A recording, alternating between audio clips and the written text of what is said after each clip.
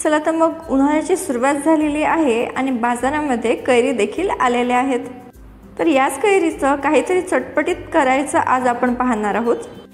तर नमस्कार मंडळी, मी स्वाती माझ्या YouTube चॅनलमध्ये तुम्हा सर्वांचं मनपूर्वक स्वागत करते।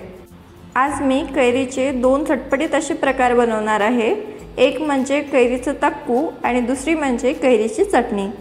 हे दोन्हीही पदार्थ अतिशय चविष्ट आणि चटपटीत होतात आणि हे एकदा करून तुम्ही 4 ते 5 दिवस फ्रीजमध्ये स्टोर देखील करून ठेवू शकता। चला तर मग वेळ न घालवता रेसिपीला सुरुवात करूया। तर सर्वप्रथम मी येथे 4 छोट्या आकाराच्या गावरान कैऱ्या घेतलेल्या आहेत। तुम्ही या रेसिपीमध्ये कुठलीही कैरी वापरू शकता। तर सर्वप्रथम या कैऱ्या आपल्याला पाण्याने स्वच्छ अशा धुवून घ्यायच्या आहेत। छान चोळून आपण या कैऱ्या धुवून घेऊया। कैऱ्या छान धुवून झाल्या की रुमालाने छान अशा पुसून घ्यायच्या। इथे मी सर्व कैऱ्या छान अशा पुसून घेतलेल्या आहेत। आता सर्वप्रथम आपण तक्कू बनवायला सुरुवात करूया। तक्कू बनवण्याकरिता मी 2 कैऱ्या किसणीने छान अशा किसून घेणार आहे। शक्यतो मोठ्या किसणीचा यासाठी वापर करावा। सोबतच कैरीचा आंबटपणा कमी करण्यासाठी एक छोट्या आकाराचा कांदा देखील किसून आपल्याला यामध्ये घालायचा आहे। जर तुम्ही कांदा खात नसाल तर घातलं नाही तरी चालेल। आता किसून घेतलेले दोन्ही जिन्नस आपण एका बाउलमध्ये काढून घेऊया आणि यामध्ये आपण घालणार आहोत एक मोठा चमचा गूळ। गुळाने चव खूप छान येते। सोबतच एक चमचाभर मीठ देखील घालायचं आणि सर्व साहित्य व्यवस्थित असे मिक्स करून घ्यायचे। हे आपण बाजूला ठेवून देऊ आणि चटणीकडे वळूया। चटणी बनवण्याकरिता इथे मी 2 कैऱ्या घेतलेल्या आहेत। या कैऱ्या आपण चाकूने छान असे बारीक कापून घेऊया। सोबतच आपल्याला एक मध्यम आकाराचा कांदा देखील त्याची देठ काढून आपल्याला छान असा चिरून घ्यायचा आहे।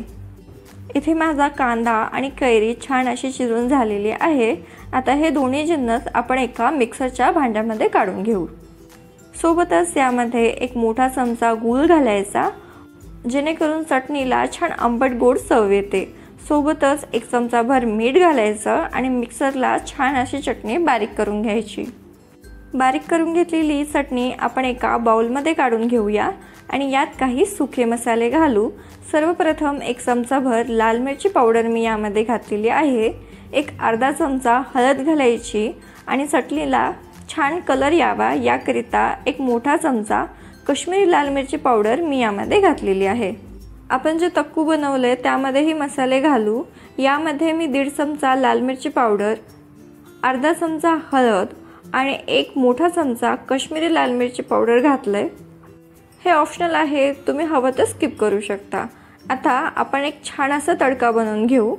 तडका बनवण्यासाठी आपल्याला 2 मोठे चमचे तेल पॅनमध्ये तापत ठेवायचं आहे।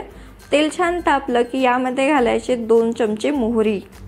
तुम्ही बघू शकता इथे मोहरी छान असे तडतडले आहेत। आता 2 चमचे आपण इथे जिरं घालणार आहोत। जिरं देखील छान असं फुलू देऊ आणि घालायचे एक मोठा चमचा तीळ। तिळाने आपल्या या चटणीला अतिशय जबरदस्त असा फ्लेवर येतो, त्यामुळे स्किप नका करू। आता तयार तडका आपल्याला तक्कू आणि चटणी दोन्हीवरही गरमागरम घालून घ्यायचा आहे। तडका मसाल्यावरती घालायचा, जेणेकरून मसाले देखील हलकेसे भाजले जातात आणि त्याची चव चटणी आणि तक्कू दोन्हीमध्ये देखील छान उतरते। आता ही दोन्ही साहित्य आपण व्यवस्थित असे मिक्स करून घेऊया आणि इथे आपलं तक्कू आणि चटपटीत अशी चटणी बनून तयार होते।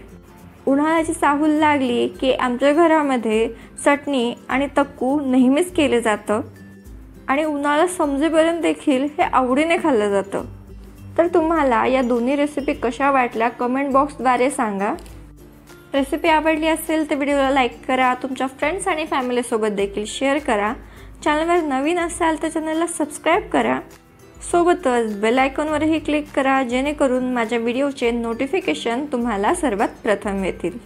चला तर मग मंडळी, आजसाठी एवढंच आणि लवकरच भेटूया अशाच एका नवीन रेसिपीसोबत। तोपर्यंतसाठी धन्यवाद।